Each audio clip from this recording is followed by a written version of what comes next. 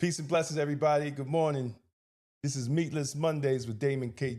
making health and wellness the new black. Today, we're talking about something deeper than a diet. We're talking about discipline. We're talking about faith through food. And we're talking about the Daniel diet. What if I told you that food is not just fuel, it's spiritual warfare? What if I told you what you eat affects not only your body, but your clarity, your discipline, and even your connection to God? Because in the book of Daniel, food was never just about food. It was about resisting a system. See, Daniel was born in Babylon, captured, pressured, surrounded by an empire. And Babylon offered him luxury, the king's table, rich meats, wine, indulgent. And Daniel said, no. In Daniel 1:8, it says, but Daniel proposed in his heart that he would not defile himself with the portion of the king's meat. Notice that word, defile.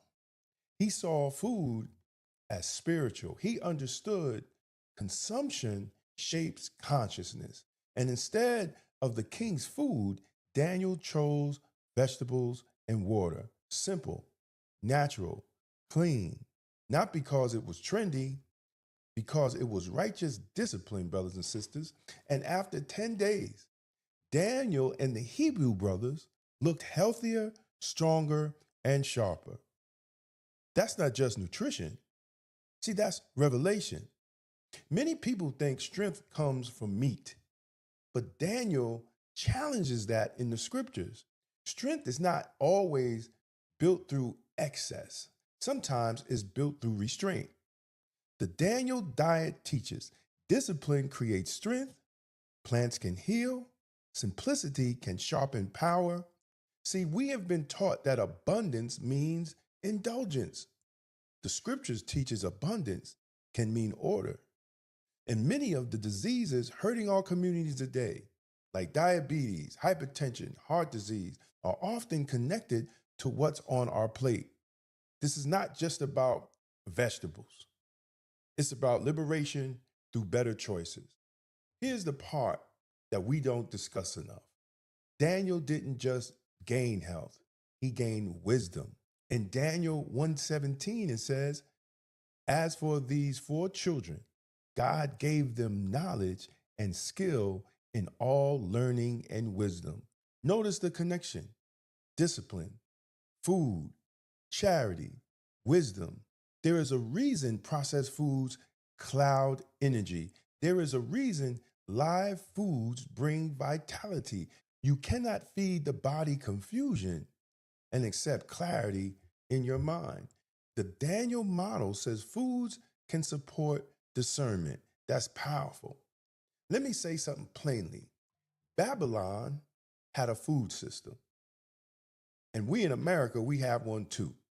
Processed foods, chemical additives, addiction by design, a system profiting off of our sickness. Daniel resisted the empire through appetite. See, that's deeper than a diet. That is resistance, brothers and sisters. Every time you choose life-giving food over toxic convenience, you are making a spiritual decision. You are saying, I will not let the system define my health. Maybe it starts simple, just on a Monday, Meatless Mondays, more legumes, more greens, more water, less processed foods, more fruit, more vegetables. Maybe a Daniel fast, maybe reclaiming the kitchen as a healing space. I was always taught the kitchen is your medicine cabinet. So take one day out of a week. That's not just for perfection, it's for progress.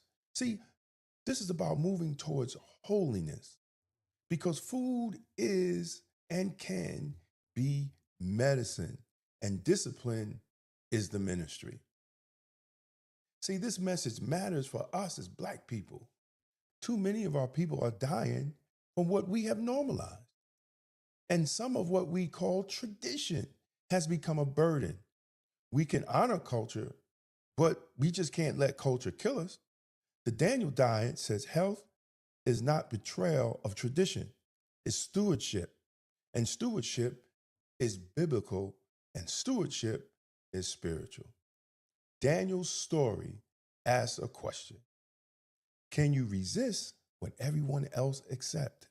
Can you choose discipline over appetite? And can you choose clarity over craving? Can you choose life or can you choose death? Because the Daniel diet is not just eating vegetables, it's about becoming stronger, clearer, whole. And maybe that starts today with one decision on your plate. Daniel 1:15 says, at the end of 10 days, their countenance appeared fairer and fatter in flesh than all the children which did eat the portions of the king's meat. The results spoke. The outcomes matter. And health is an outcome. If this blessed you today, like and share and subscribe.